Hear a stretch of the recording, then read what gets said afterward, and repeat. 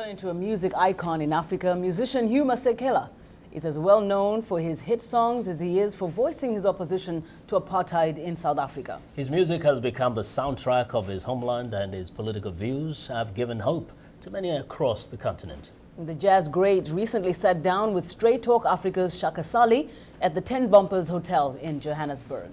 He has been traveling around the African continent, and he also crisscrossed it many years ago. What are some of the fundamental changes that you have been able to see? So in Africa? Yeah, in Africa. The most fundamental change I've seen is the manipulation of Africans to be in conflict with each other. All the wars we have in Africa, in my view, are surrogate wars.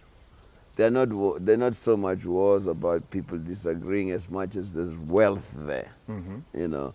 Because if you look at all the countries where the wars are, there's wealth, there's hidden wealth, there's undisclosed wealth. Greed. And the greed of international business is very obvious. Most of Africa's countries' presidents, you know, are in the pockets of international industry. I mean, it starts with foreign interests, but then it becomes also like personal interests. I mean, if you look at Mugabe in Zimbabwe, he's not a poor man. The homes that he builds for himself. As a matter of fact, there are some critics, observers who have been saying that part of the reason why Mugabe is being attacked by European Union, the United States, and what have you, it is really not so much for lack of democracy, because they argue that, after all, most countries across the continent are undemocratic.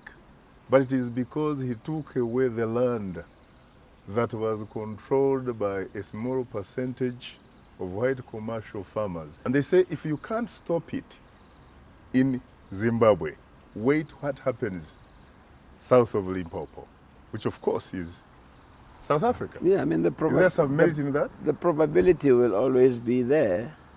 The probability will always be there if something is not done about the disparity. My contention is that any president just has a job to do, and that is like to make the country a better country for their people. It's not to like enrich themselves.